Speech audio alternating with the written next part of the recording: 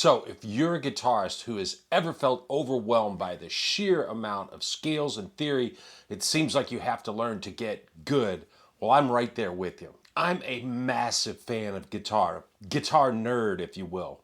And the number of rabbit holes that I've gone down after hearing something that I thought was really cool, well, they're too numerous to count.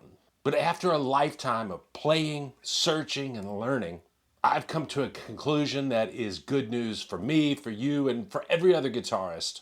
And it's probably better to identify a handful of concepts and get really, really good at them than it is to try to learn everything under the sun and be just kind of meh at it. So in this video, I'm going to show you 5 scales that if you take the time to learn them and really learn what you can do with them, you're going to be able to make an unbelievable amount of music. And I'm not going to leave you hanging after just showing you a few scale patterns. I'm going to give you plenty of real-life examples of how and where to use these scales. I'm very excited to show you stuff. It's going to be a lot of fun, so grab your guitar, let's get into it. So the first scale we're going to take a look at, and this will probably cause a few eye rolls, but it shouldn't, is the good old pentatonic scale. Now, I know that some of you might think the pentatonic scale is beneath you, but pentatonics are a huge part of the vocabulary of some of the greatest, most technically advanced players in the world. If pentatonics are good enough for Guthrie Govan and Mateus Asado, trust me, they're good enough for you too. And I'm going to show you a few tricks to spice up the pentatonics. So you're actually going to get multiple scales to use here. So here's the deal. Penta, 5 notes. Most of us seem to learn the minor pentatonic scale first. So if we use G as the root of the scale, we would have the notes G, B flat, C, D, and F. Or the root, the minor third, the fourth, the fifth, and the flat seventh. Now I'm playing what we call pattern 1 of minor pentatonic here at the 3rd fret. And of course, we can take it up an octave and play it at the 15th fret octave also. Now there are 5 box patterns to learn, and that's not really the focus of this video, but if you don't know them, please learn them all. What I want you to do here is get a really good idea of where and how to use these scales. And now, pentatonics have a great sound because of a unique aspect of how they're built. There's no half steps in either the major or the minor pentatonic scales. Coupled with only having 5 notes, pentatonics have an open, airy sound. They almost sound more like arpeggios to me than the sounds you get from running a 7-note scale. And then they're extremely versatile. Now, it only makes sense that we can take a minor pentatonic scale and play it over the same minor chord. Here's G minor, here's G minor pentatonic.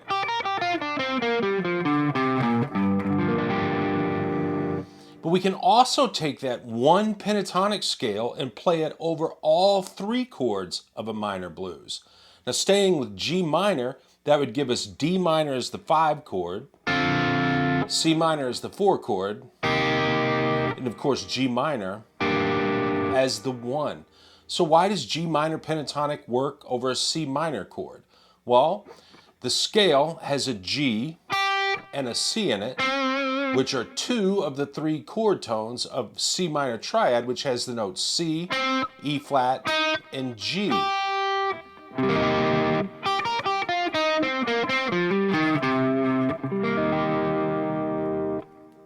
D minor has the notes D, F, and A. And G minor pentatonic has the notes F and D. So 2 of the 3 chord tones of that chord also.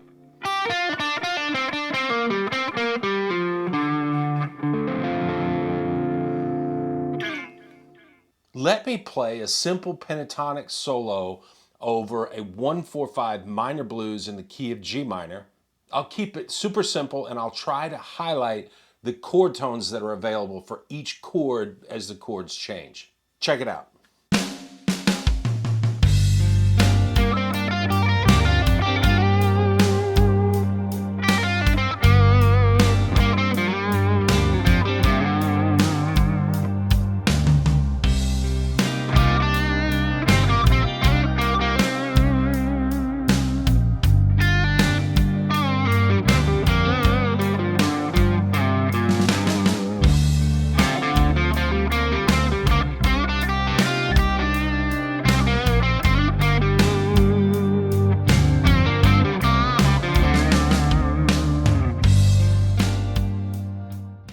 So that's pretty obvious stuff here, but we can actually get double duty out of the minor pentatonic by playing it over major chords. So G minor pentatonic over a G major chord, how does that work? Well, it's all about the third degree of the scale. The third in minor pentatonics is the minor third, or B flat.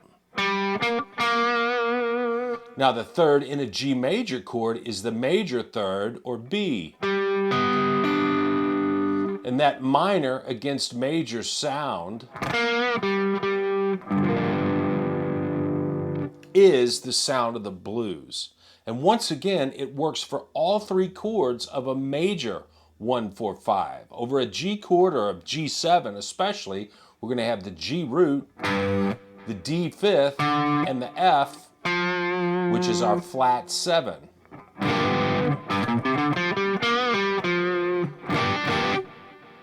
Over C or C7, we're going to have a C root, the G fifth, but also the B flat, which is the flat 7 of C7. Over D7, we're going to have the D root and the C, which is the flat 7 of D7, but we've also got an F in G minor pentatonic, and that would be the flat third of D. So once again, we get that super bluesy minor against major thing.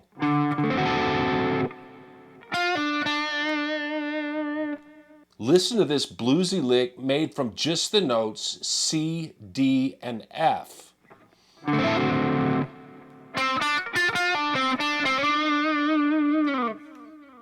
Cool sound, right? So once again, I'm going to play a super simple solo, but this time using minor pentatonic over a major 1-4-5 in G. Once again, I'll try to highlight the chord tones with the licks that I play. Have a listen.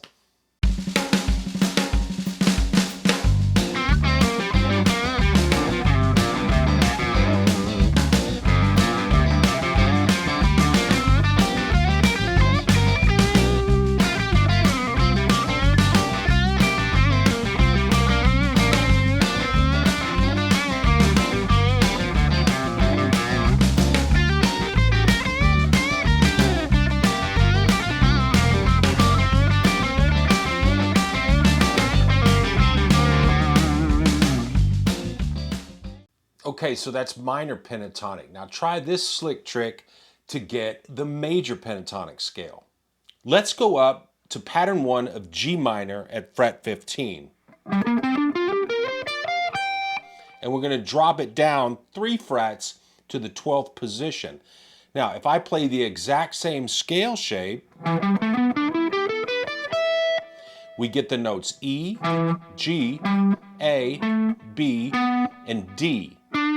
And starting with G as the root, that would give us the intervals the root, the second, the major third, the fifth, and the major sixth. The major pentatonic sounds especially major because of the lack of half steps, which, as we're going to learn later, they create a lot of tension. And we associate major pentatonic with upbeat sounding chord progressions from, say, the Grateful Dead or the Allman Brothers. Or how about the solo section of John Mayer's classic song, Gravity? It's 2 chords going from G to C, or the 1 chord to the 4 chord.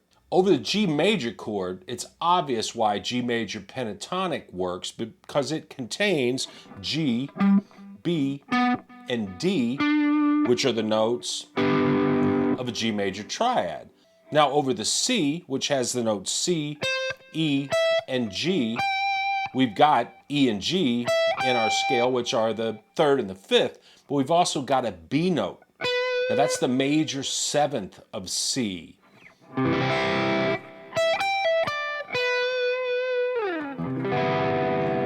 It sounds really nice, like we're implying a C major 7 chord, even if it's not in the progression we're playing over.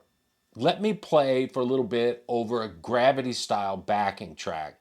As before, I'll try to really highlight the chord tones of G major in C major in the licks I play, so you can hear how well this scale fits.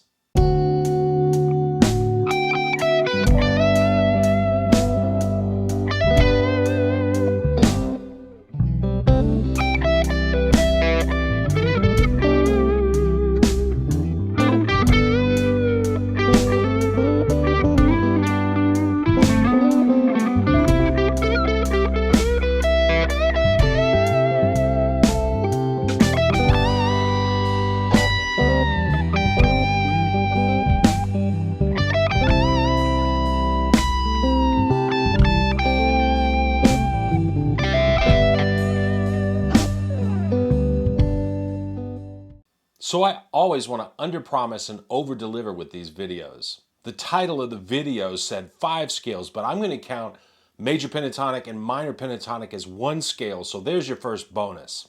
For what we're going to call our second scale that you need to know to sound pro, I'm going to show you how to add one note to a basic pentatonic scale to give us what we call a hexatonic scale. And we're going to do that trick with 2 different notes producing 2 different hexatonic scales. But I'm just going to count those 2 hexatonics as one scale, so there's your second bonus.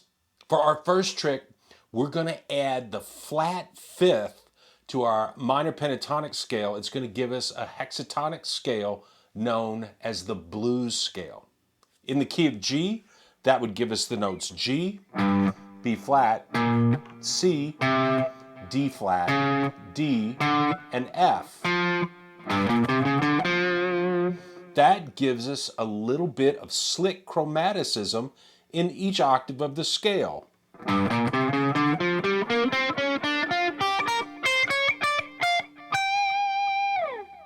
But harmonically, over a minor blues, D flat is the flat 5, or the devil's interval over a G minor chord.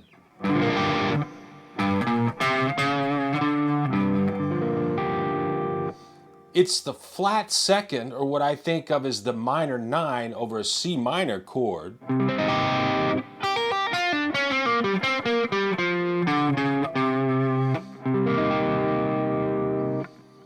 against D minor, the D flat gives us a chromatic approach note to the root that sounds great in licks.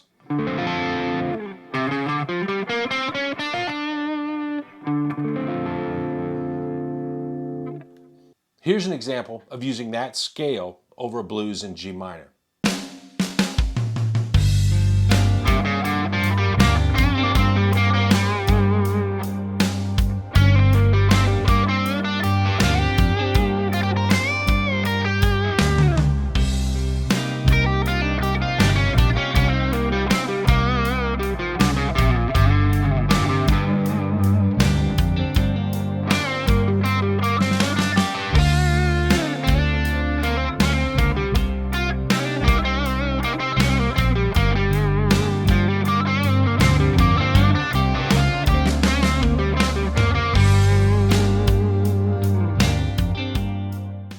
Now, as with minor pentatonic, we can drop the minor blues scale down 3 frets. It's going to give us the major blues scale. That would give us the notes E, G, A, B flat, D, and B, or the intervals starting with the root, the major 2nd, the minor 3rd, the major 3rd, the 5th, and the 6th.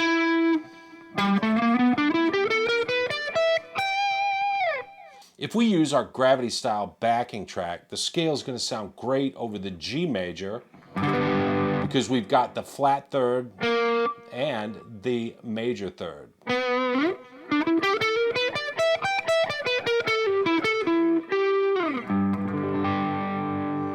And then over the C chord, the B flat is going to be flat 7.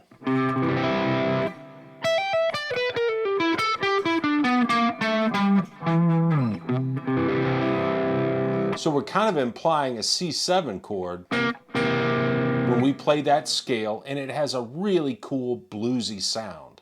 Here's a couple of passes over the backing track using that G major blues scale.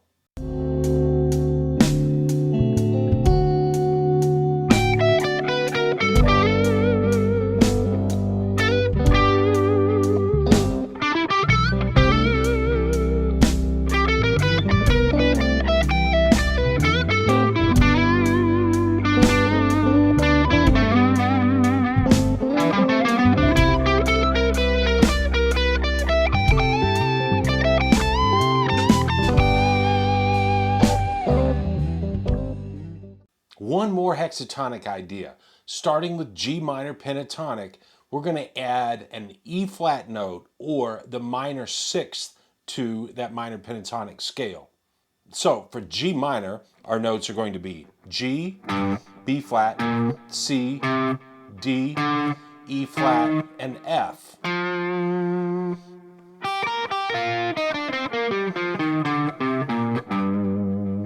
And over the chords of a minor blues, over those three chords, we get these sounds.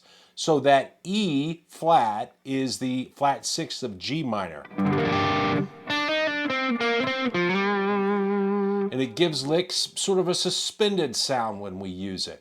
Over C minor, it's the minor third, which I'd call the most expressive chord tone. So now licks over the C minor are really going to flow nicely.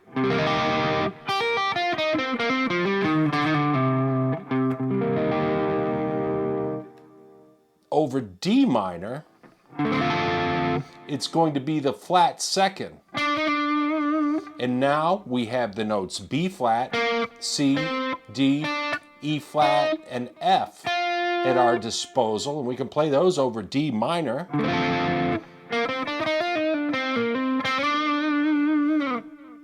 And by just adding that one note, it's going to make our licks sound so much more fluid. So let's mess around with that hexatonic scale over our minor blues backing track, see what it sounds like.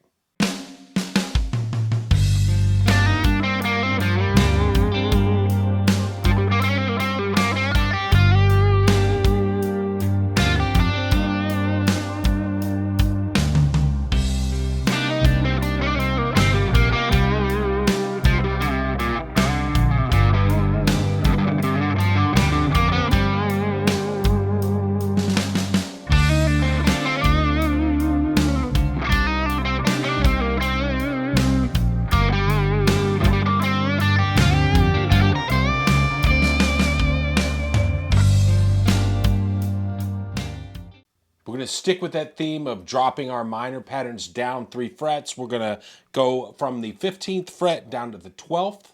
And now we've got the notes E, G, A, B, C, and D. Are starting from the G root, the interval is the root, the second, the major third, the fourth, the fifth, and sixth. This gives us a very Allman Brothers type of sound over G,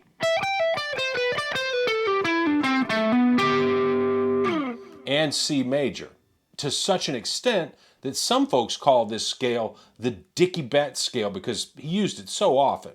That C note, it's the fourth of G major,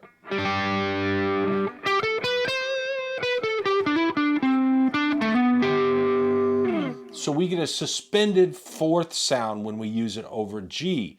And it's the root of C major. So now we've got all 3 notes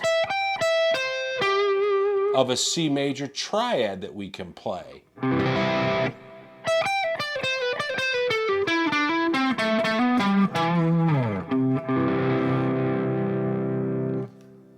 Good stuff. Now let's give this scale a whirl over an upbeat Allman Brothers style backing track for our example. Here we go.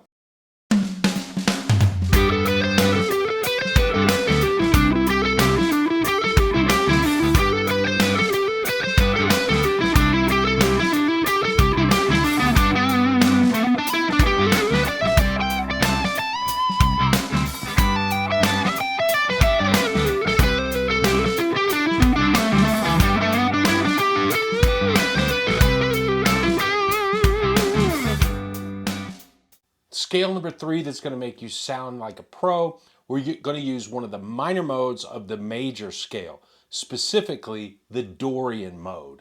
Now, without going off the theory deep end, to get Dorian, we can take our minor pentatonic with the notes G, B flat, C, D, and F, and we're going to add in the A note. That would sound like this. And the real kicker is we're also going to add in the major sixth or the E note.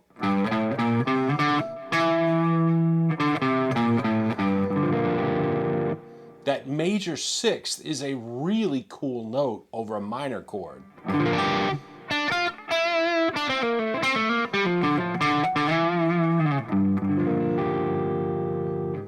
People say it sounds mysterious, bittersweet, or even thoughtful. And I guarantee you, you've heard it used in many different songs. The first spot where we might hear Dorian is in a Carlos Santana type chord change of, say, G minor to C major.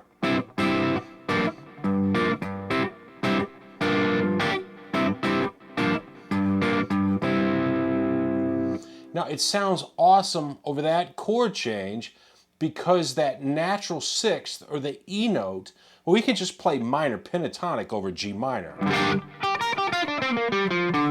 But when we go to a C major, that chord has the E natural in it. And when we play G minor licks, but make a point to accentuate that E note over the C chord,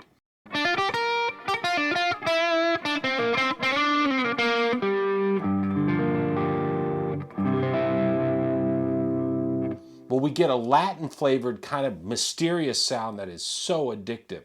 Check out these Dorian licks over this Santana flavored groove. I'm really going to take care to accentuate that natural sixth so you get that flavor.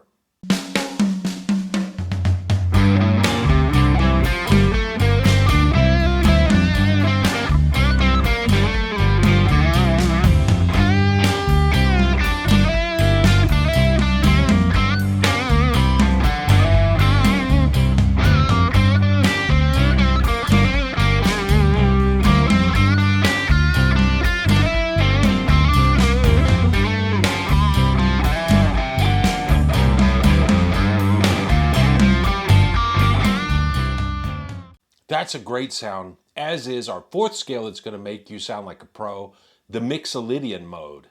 To get Mixolydian, we can take the Dickey Betts major hexatonic scale that we learned with the notes G, A, B, C, D, and E, and we're going to add an F natural in there. And we get this sound with Mixolydian.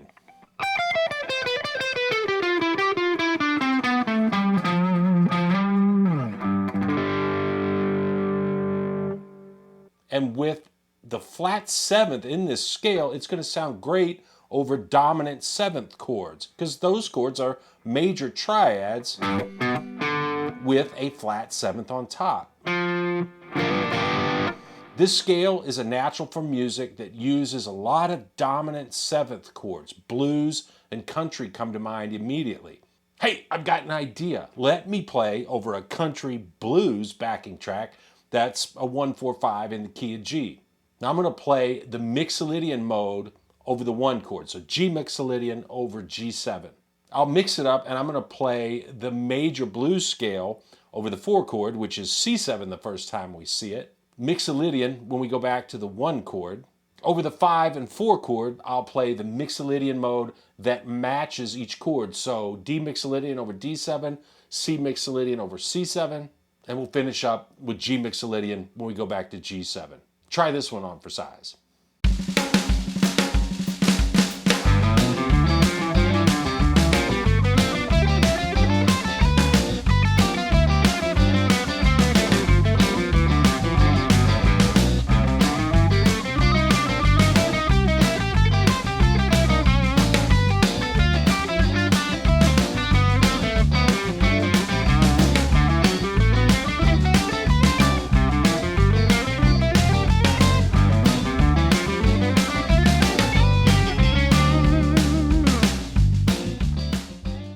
Okay, I hope you're still with me because scale number 5 that makes you sound like a pro is an awesome one. It produces a sound I know you've heard before, but you might not know what it is or you might not know how to play it. This scale is called the Harmonic Minor scale. Now for our examples, we're going to use a harmonic minor because of a specific backing track that I want to play over in a bit. So let's dive right in. A harmonic minor has the notes A, B, C, D, E, F, and G sharp. Those intervals would be the root, the second, the minor third, the fourth, the fifth, the flat sixth, and the major or natural seventh. Now, that seventh or G sharp is what gives harmonic minor its unique sound. A natural minor has a G natural in it, and it sounds like this. A harmonic minor with the G sharp sounds like this.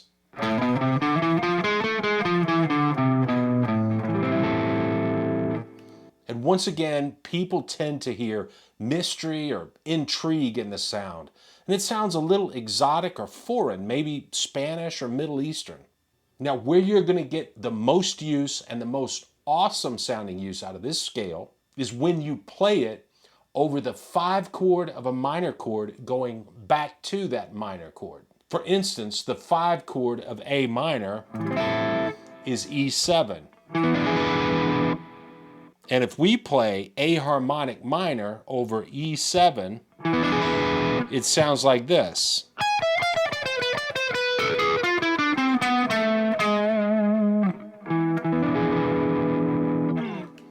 And it really ramps up the exotic quality of the scale. Where might we find that chord change? Well, how about in another Santana groove, like from the song Smooth? Remember this groove?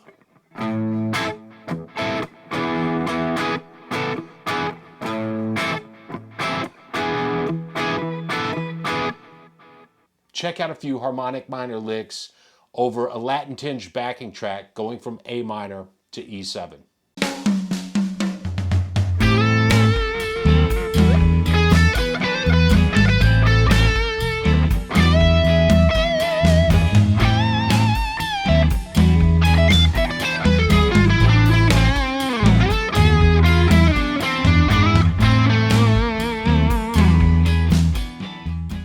Well, that just sounds great to my ears. Now, here's a little pro tip to help you learn to use A harmonic minor over an E7 chord, which, if you want to get really technical, that produces a scale known as E Phrygian dominant. Now, we can make this scale sound super emotional, and here's why. I mentioned near the beginning of the video that half steps between intervals creates tension in the sound. So an E major triad has the notes E, G sharp, and B. In A harmonic minor, we find those notes, plus we have the notes F, A, and C. And each of those notes is a half step above the 3 chord tones of E major. Check out how it sounds if I play C, B, F, E, A, G sharp, and C, B again over an E7, and then we're going to resolve to A minor.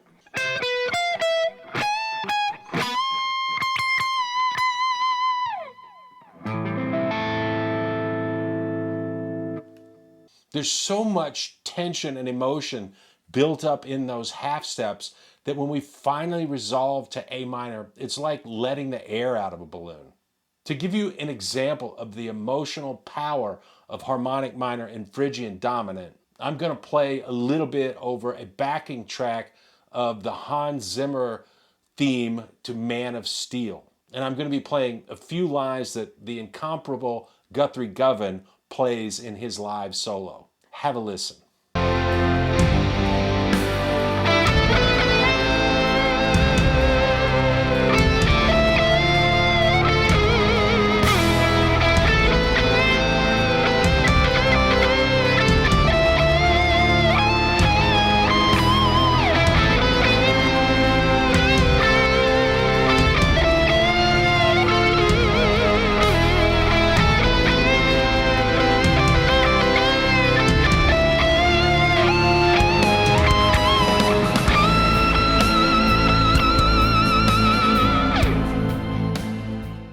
Well, there you have it, folks. 5 scales, well, actually a couple of more.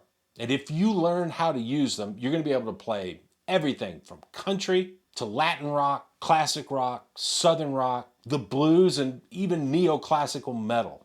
It might seem like a lot, but I tried to structure this lesson where we started with something simple and we just changed the structure by adding on a note or two here and there. Don't let the theory throw you. Focus in on how each scale sounds and then let your creative brain take over and start making up licks and phrases.